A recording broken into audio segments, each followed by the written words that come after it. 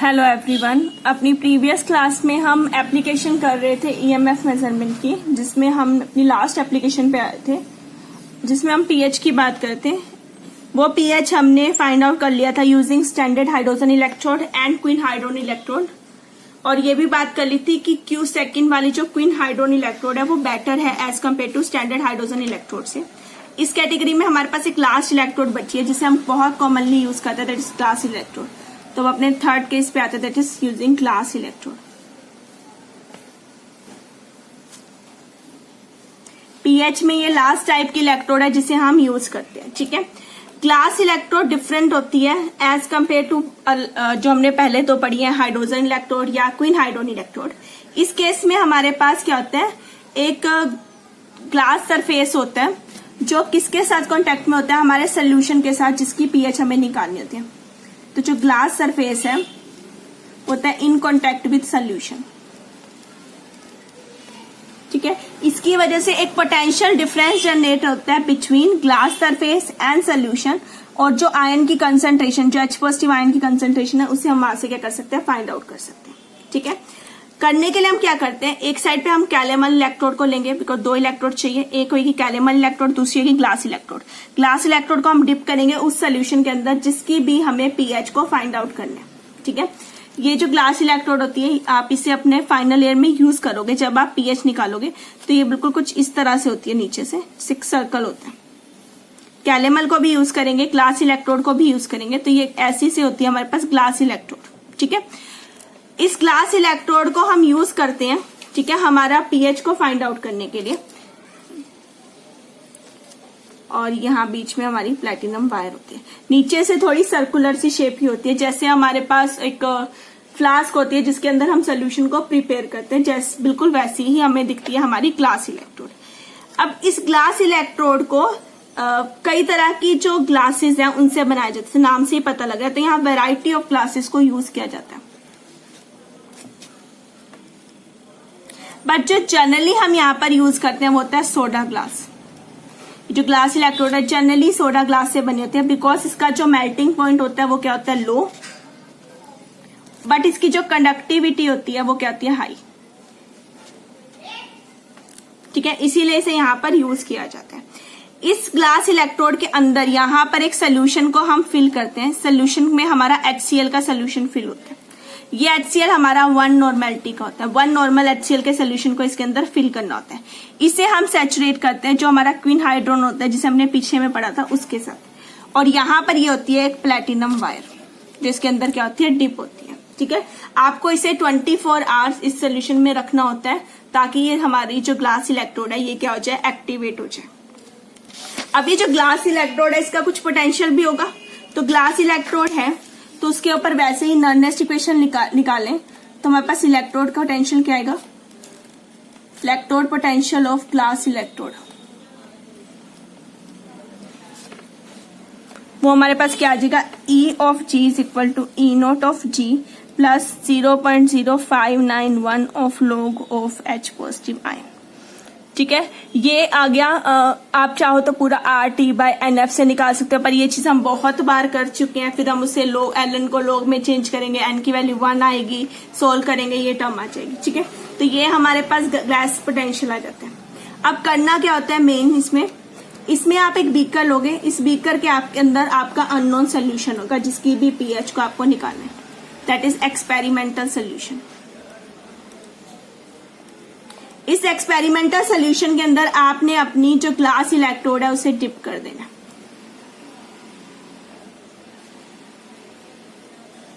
ये आ गई मेरी इसके अंदर ग्लास इलेक्ट्रोड। ये ग्लास इलेक्ट्रोड दूसरी साइड पे कनेक्ट होगी हमारी दूसरी इलेक्ट्रोड से, ये होती है हमारी कैलेमल इलेक्ट्रोड। यहां पर मैं बना रही हूं कैलेमल इलेक्ट्रोड।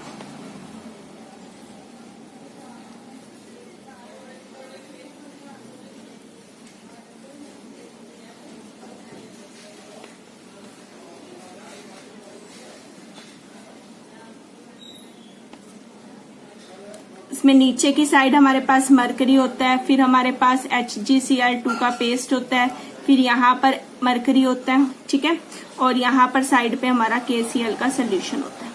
KCl, ये Hg है, ये भी Hg है और ये HgCl2 है। और ये यहाँ पर इस यू शेप के साथ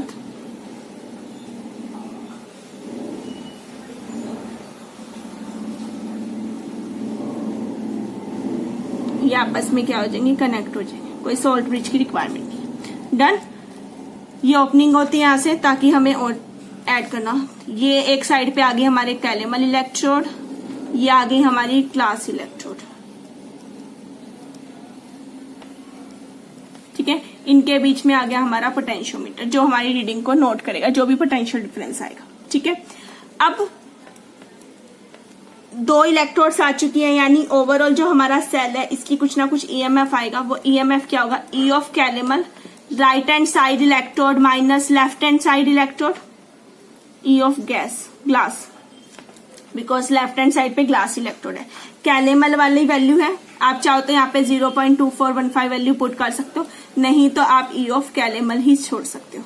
माइनस ग्लास इलेक्ट्रोड आपने ऊपर निकाला है E naught of G plus 0.0591 of pH. Done. मुझे पीएच निकालना है, तो पीएच निकालने के लिए रेस्ट साइड टर्म एक साइड आ जाएगी। मैं ये इधर ले जा रही हूँ बिकॉज ताकि ये वैल्यू मेरी पॉजिटिव हो जाए। Is equal to E C minus E, pH is equal to E सी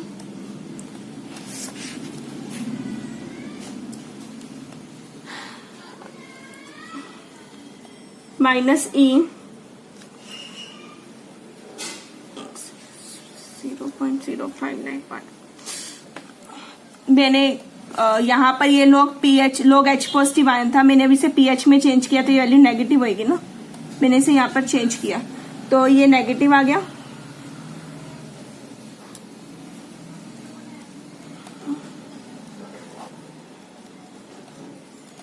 मैं ये टर्म को इधर लेके चलेगी, माइनस आ गई। पीएच है, पीएच की वैल्यू निकालनी है तो माइनस को एडजस्ट कर देंगे तो आ जाएगा ई नोट ऑफ जी माइनस ई सी और प्लस ई अपॉन 0.0591।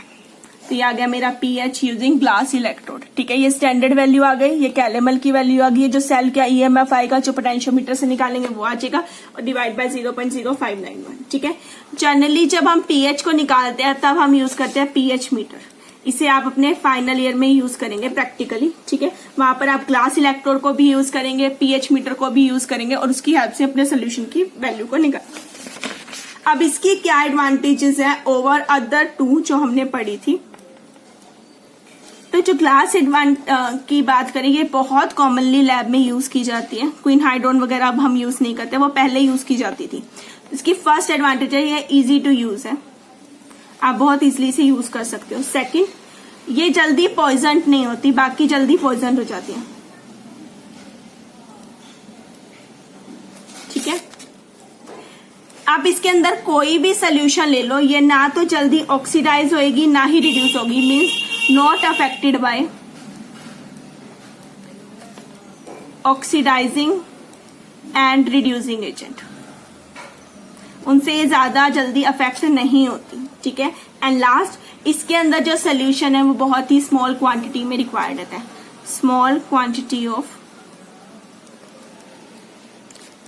सोल्यूशन रिक्वायर्ड, इसके अंदर जो सोल्यूशन है बहुत थोड़ा सा चाहिए, ज्यादा रिक्वायरमेंट नहीं होती, तो small quantity of solution is required. ठीक है, बट इसकी जो लिमिटेशन है, अगर आप यहां पर बहुत स्ट्रांगली एक अल्केलाइन सोल्यूशन को यूज करते हो तो ग्लास उसके साथ क्या हो जाती है, रिएक्ट कर जाती है। तो इसकी लिमिटेशन है, आप इसे पीएच नंबर अप टू 9 तक ही यूज कर सकते हो। ठीक है, 9 तक ही आप इसे क्या कर सकते हो, यूज कर सकते हो। इससे ज्यादा वाले में हमारी ग्लास इलेक्ट्रोड उसके साथ रिएक्ट करने के चांसेस हो जाते हैं। अगर बहुत ज्यादा अल्केलाइन होगा, मीन्स 9 से 9 to 14 के रेंज में आएगा तो चांसेस होंगे कि ग्लास इलेक्ट्रोड उसके साथ क्या रहेगी, अटैक कर सकती है।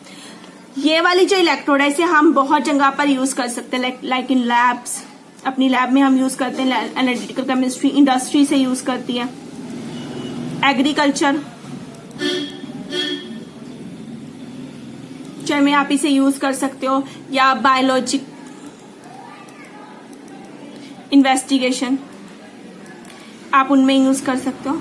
तो एक बहुत ही वाइड एप्लीकेशंस होती हैं पीएच की। पीएच आप बहुत जगह यूज करते हो, जैसे आप लेते हो कि वाटर है, इसका पीएच कितना है, आप 2-3 जगह से पानी इकट्ठा कर सकते हो, आप उनका पीएच चेक कर सकते हो, तो वहां पर पता लगता है कि कितना कौन सा वाटर हमारी बॉडी के लिए सुटेबल है पीने के लिए। जो एक्वेटिक एनिमल्स हैं कितने पानी में होने चाहिए, उनका पीएच कितना होना चाहिए उस वाटर का, तब आप चेक कर सकते हो। सोइल जो है उसका पीएच कितना होना चाहिए। इंडस्ट्री जो है हमारे प्रोडक्ट बनाती है उसका पीएच कितना है, जैसे फेस प्रोडक्ट्स होते हैं, बॉडी प्रोडक्ट्स होते हैं, अलग अलग होते हैं, उनका पीएच लेवल कितना होता है। लैब में हम एनालिटिकल केमिस्ट्री है जहां पर हम पीएच को यूज करते हैं, तो बहुत वाइड एप्लीकेशन है जहां पीएच को यूज कर सकते हो। क्लियर? तो ये थी हमारी 5th एप्लीकेशन, जिससे हेल्प से ईएमएफ की हेल्प से हम क्या क्या निकाल सकते हैं। उसमें था हमारा pH measurement which is very important. And last जो हमारी एप्लीकेशन आती है दैट इज पोटेंशियोमेट्रिक टाइट्रेशन।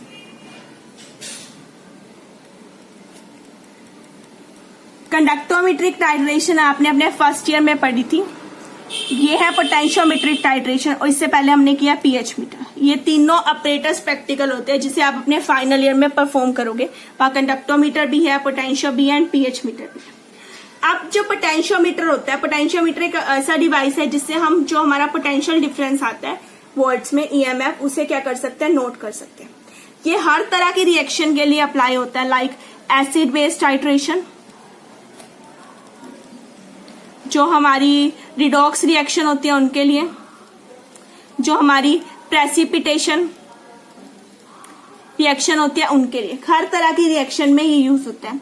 करना कैसे होता है, जैसे आपने पिछली बार लिया था कंडक्टोमीटर में, एक बीकर या फ्लास्क ली, उसके अंदर अपना एक सोल्यूशन लिया, दूसरे सोल्यूशन को आपने ब्यूरेट में लगाया, धीरे धीरे हम ब्यूरेट से थोड़ा थोड़ा स्मॉल एडिशन करते रहते हैं एक सोल्यूशन का दूसरे में। उसके अंदर हमारे पोटेंशियोमेट्रिक सेल क्या होंगे, डिप होंगे, और उनकी हेल्प से हम यहाँ पर वैल्यू को फाइंड आउट करेंगे। यहाँ पर हम 2 सेल को यूज करते हैं, ठीक है। एक होता है हमारा पॉजिटिव सेल, एक होता है हमारा नेगेटिव सेल, ठीक है, जिसे हम पोटेंशियोमीटर से कनेक्ट करते हैं। एक होता है हमारे पास यहाँ पर कैलेमल इलेक्ट्रोड, दूसरी होती है हमारे पास यहाँ पर आप हाइड्रोजन इलेक्ट्रोड को यूज कर सकते हो, या जिसे हम जनरली बोलते हैं प्लैटिनम इलेक्ट्रोड। आप लैब में ये दोनों को यूज करोगे, प्लैटिनम इलेक्ट्रोड को, कैलेमल को। प्लैटिनम हमारी रेड वाली होती है, रेड टर्मिनल, और ये वाली होती है हमारी ब्लैक टर्मिनल, ठीक है। इसे पॉजिटिव और नेगेटिव कंसिडर किया जाता है, ठीक है। इसे आपको अपने बीकर में डिप करना होता है और फिर से वैल्यू को फाइंड आउट करना होता है। प्रैक्टिकली ये चीज थोड़ी सी डिफरेंट होती है जो आप अपने नेक्स्ट ईयर में करोगे। यहाँ पर हम इसे थ्योरेटिकली पढ़ रहे हैं, मीन्स हम यहाँ पर दोनों को यूजिंग सॉल्ट ब्रिज क्या करेंगे, कनेक्ट करेंगे, ठीक है। 2 सेल्स इलेक्ट्रोड्स होगी, इन्हें आप यूजिंग सॉल्ट ब्रिज क्या करोगे, कनेक्ट करोगे। तो 1 बाय 1 इन्हें स्टडी करते हैं तीनों टाइप की। तो फर्स्ट आती है हमारी एसिड बेस टाइट्रेशन। इस एसिड बेस टाइट्रेशन के लिए हम स्ट्रॉन्ग एसिड और स्ट्रॉन्ग बेस चूज करते हैं। Strong acid HCl, strong base is NaOH, ठीक है। अब आपने क्या लेना है, NaOH को आपने लेना है ब्यूरेट में, HCl को आपने ले लेना है बीकर में, ठीक है। अब बीकर में क्या है, HCl है, ये मेरा बीकर है, इसके अंदर मैंने HCl ले लिया, ठीक है। एसिड ऊपर क्या लगा दी, ब्यूरेट लगा दी।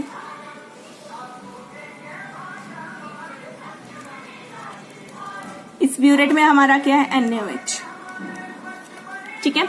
अब इसके अंदर मुझे कोई ना कोई सेल डिप करना है, वो इलेक्ट्रोड या तो हाइड्रोजन ले लो या प्लैटिनम इलेक्ट्रोड ले लो। हम यहाँ हाइड्रोजन इलेक्ट्रोड ले रहे हैं,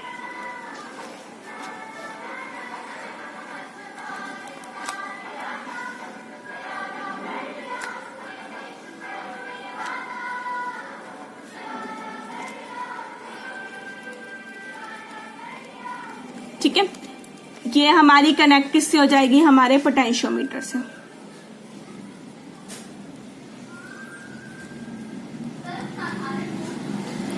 दूसरी साइड हमें क्या लेनी है, यहाँ पे कैलेमल इलेक्ट्रोड लेनी है।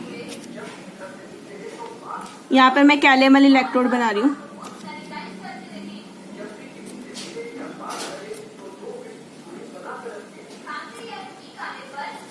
दोनों को कनेक्ट करने के लिए मैं यहाँ पर सॉल्ट ब्रिज की यूज कर रही हूँ।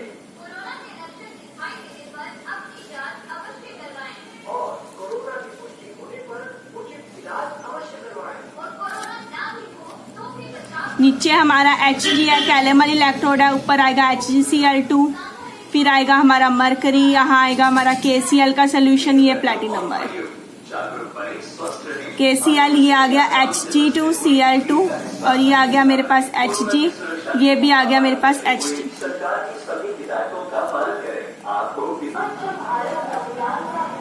अब मेरे पास एक साइड कैलेमल इलेक्ट्रोड है, एक साइड मेरे पास हाइड्रोजन इलेक्ट्रोड है, जिसे मैंने सोल्यूशन में डिप कर दिया। अगर अब यहाँ पर आपने करना क्या है, आप बीकर के अंदर HCl लोगे, यानी सब सेल इसके अंदर डिप करोगे, तो जो हमारी सबसे पहली रीडिंग आएगी वो किसकी वजह से होगी, जब हमारे H पॉजिटिव आयन है उसकी वजह से। तो हम यहाँ पर एक ग्राफ प्लॉट करते हैं बिटवीन EMF जो इस पोटेंशियोमीटर से आता है और जो वॉल्यूम हम ले रहे हैं NaOH की, वॉल्यूम ऑफ NaOH। धीरे धीरे आपने NaOH में ऐड करना है टिल आपका इक्विवेलेंस पॉइंट नहीं आ जाता। आपको एक पीक में चेंज दिखाई देगा, वो आपका इक्विवेलेंस पॉइंट होगा। उस पॉइंट के बाद आप एडिशन को फास्ट कर सकते हो। अब ओवरऑल अगर इस सेल को देखा जाए, इसमें E की वैल्यू क्या आएगी, E of calomel, right hand side electrode minus left hand side electrode. तो ये जो लेफ्ट हैंड साइड वाली इलेक्ट्रोड है, अगर मैं इसकी वैल्यू को सोल्व कर दूं यहाँ से, तो ये वैल्यू आनी चाहिए थी E0 माइनस 0.0591 ऑफ pH। वो E0 तो 0 है क्योंकि स्टैंडर्ड हाइड्रोजन इलेक्ट्रोड है, तो यहाँ पर आ जाएगा 0.0591 of log of H positive ion. मैंने pH में नहीं लिखा क्योंकि मुझे pH नहीं चाहिए, H पॉजिटिव आयन की मैंने बात करनी है, बिकॉज HCl है यहाँ पे। मेरे पास ये वैल्यू आ जानी चाहिए यहाँ पर, सॉरी माइनस में आएगी ना, ऐसे प्लस होती है, ओवरऑल माइनस में आ जाएगी। अब E की वैल्यू इसके डायरेक्टली प्रोपोर्शनल है, बट साइन क्या है, नेगेटिव। जैसे ही इसकी वैल्यू बढ़ेगी, EMF क्या होना चाहिए, कम, as H positive ion increases, ठीक है, टोटल E जो है सेल का वो क्या होगा, डिक्रीजेस, ठीक है, ज्यादा चेंज नहीं आएगा ना, क्योंकि ना तो इसमें जैसे जैसे हम ऊपर से NaOH ऐड कर रहे हैं, ओवरऑल वो से क्या कर रहा है, H पॉजिटिव आयन को क्या कर रहा है, न्यूट्रलाइज करते जा रहे हैं। जब वो से न्यूट्रलाइज कर रहा है तो यहाँ पर जैसे जैसे EMF है वो क्या हो रहा है, चेंज होता जाएगा। तो जब आप इसका ग्राफ प्लॉट करोगे तो हमारे पास कुछ इस तरह से ग्राफ आता है। ये जो टर्म चीज आती है, ये वाला पॉइंट होता है हमारा इक्विवेलेंस पॉइंट, जिसे हमें नोट करना होता है, ठीक है। एक चेंज यहाँ पर एक शार्प जंप आएगा। ये जंप कब आएगा, जब आपका पूरा का पूरा HCl NaOH से न्यूट्रलाइज हो जाएगा। बट आप NaOH ऐड करते जाओगे, उसकी वजह से आयन का मूवमेंट होगा, उसकी वजह से हमारा EMF की वैल्यू क्या होगी, फर्दर इंक्रीज होती जाएगी। यहाँ पर ये न्यूट्रलाइज हो रहा है, यहाँ पर जाकर एक हमारे पास शार्प जंप आ रहा है। इसी चीज को अगर हम ग्राफ प्लॉट करें between volume and delta E by V, इन दोनों के बीच में प्लॉट करें तो हमारे पास कुछ इस तरह से एक इन्फ्लेक्शन पॉइंट आता है, ठीक है। ये है हमारा इन्फ्लेक्शन पॉइंट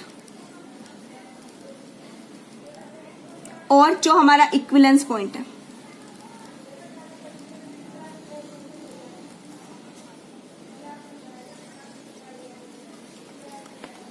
दोनों के बीच में हमारा क्या आ गया, चेंज आ गया बिटवीन, जब डेल्टा E और डेल्टा V की रेशियो के बीच में, मतलब क्या EMF का चेंज है और जो वॉल्यूम के बीच में ग्राफ प्लॉट किया तो हमारे पास कुछ इस तरह का ग्राफ आता है। ये चीज आप प्रैक्टिकली करोगे जब आप HCl वर्सेस NaOH अलग अलग सोल्यूशन बनाकर उसमें अपने सेल को डिप करके, सेल डिप करने के बाद EMF निकालोगे तो आपके पास कुछ इस शेप का ग्राफ आएगा। डन। तो ये थी हमारी एसिड बेस टाइट्रेशन। सेकेंड आती है इसी में हमारे पास रिडॉक्स टाइट्रेशन।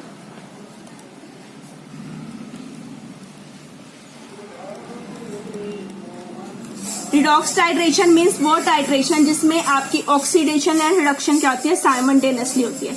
जैसे आप फर्स्ट ईयर में करते थे मोहर साल्ट की रिएक्शन विद डाइक्रोमेट या कि MnO4, कुछ भी ले सकते हो।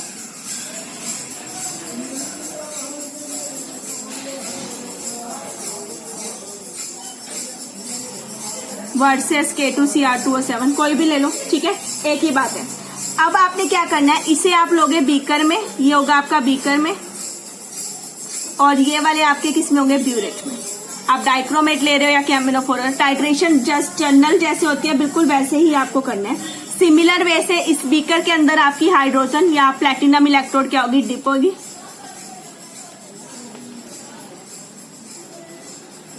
और एक साइड पे लेंगे हम, फिर दूसरी साइड पे आएगी कैलेमल इलेक्ट्रोड। इन्हें आप क्या करोगे, सोल्ट ब्रिज से क्या करोगे, कनेक्ट करोगे। कनेक्ट करने के बाद आप ईएमएफ नोट करना शुरू करोगे। सबसे पहला जो ईएमएफ आएगा वो प्योर मोहर सॉल्ट की वजह से होगा। जैसे जैसे आप इसमें डाइक्रोमेट ऐड करते जाओगे आपकी रिएक्शन होती जाएगी और आपके पास इस रिएक्शन में चेंज क्या होगा, ऑब्जर्व होता जाएगा। डन। तो इन दोनों के बीच में हमारे पास ग्राफ आ जाएगा जब हम एक साइड मोहर सॉल्ट और एक साइड कैमरफ लेंगे। बट यहाँ पर क्या होगा, ऑक्सीडेशन और रिएक्शन साइमल्टेनियसली हो रही है, तो इसीलिए ये हमारा क्या हो जाएगा, एक रिडॉक्स रिएक्शन हो जाएगी। थर्ड कैटेगरी आती है हमारी प्रेसिपिटेशन रिएक्शन।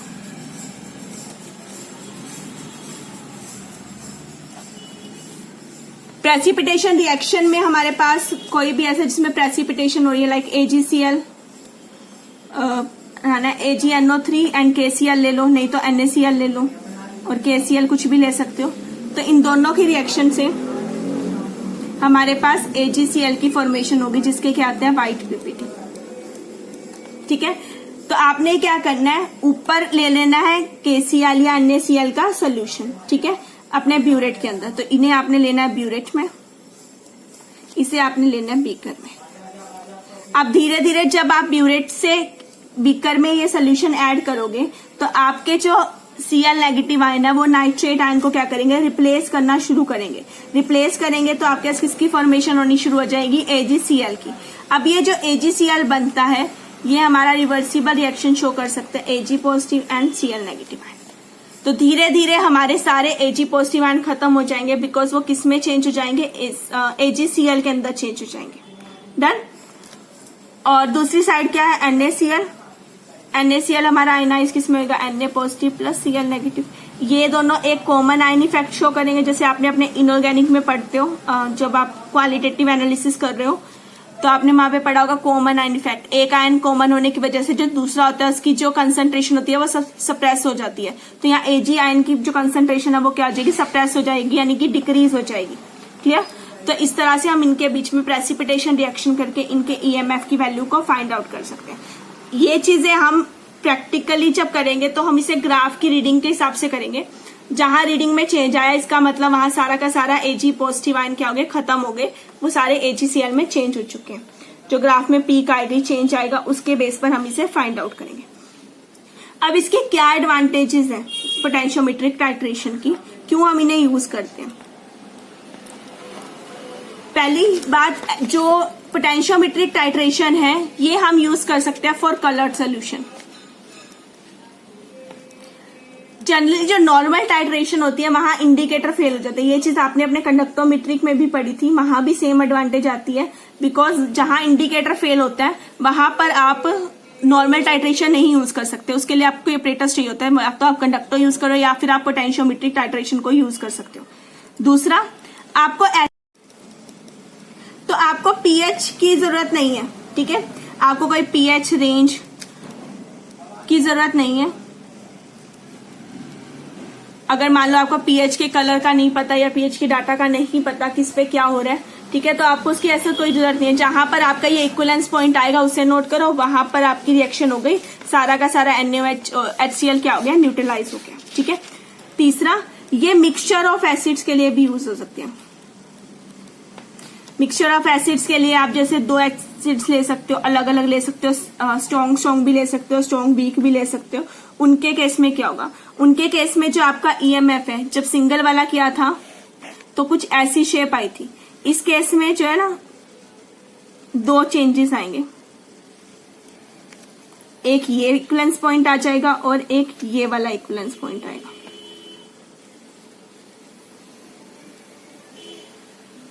दो इक्विवेलेंस पॉइंट इसके केस में हम नोट करेंगे। जैसे आप कंडक्टोमीटर में करते हो तो वहां भी 2 का चेंज आता है, उन 2 पॉइंट्स को आप नोट करते हो। तो दोनों एसिड्स के लिए अलग अलग यहाँ पे क्या आएगा, इक्विवेलेंस पॉइंट आएगा। तो अगर आपका मिक्सचर है तो आप नॉर्मल टाइट्रेशन नहीं कर सकते, तब तो आपको पोटेंशियल या कंडक्टोमेट्रिक टाइट्रेशन को यूज करना पड़ता है। तो ये आ गई हमारी एडवांटेजेस ऑफ पोटेंशियोमेट्रिक टाइट्रेशन। ये थी हमारी last application of EMF measurement कि ईएमएफ की से क्या क्या कर सकते हैं, जिसमें पोटेंशियोमीटर और पीएच जो मेजरमेंट है वो बहुत ही इंपॉर्टेंट है, कई बार एग्जाम में आ भी जाती है। डन। ये था हमारा लास्ट टॉपिक। इसके साथ साथ हमारा इलेक्ट्रोकेमिस्ट्री चैप्टर और जो हमारा सेकंड सेकेंड ईयर का 4th सेम का सिलेबस था वो भी यहाँ पर फिनिश होता है। Okay, thank you everyone for watching.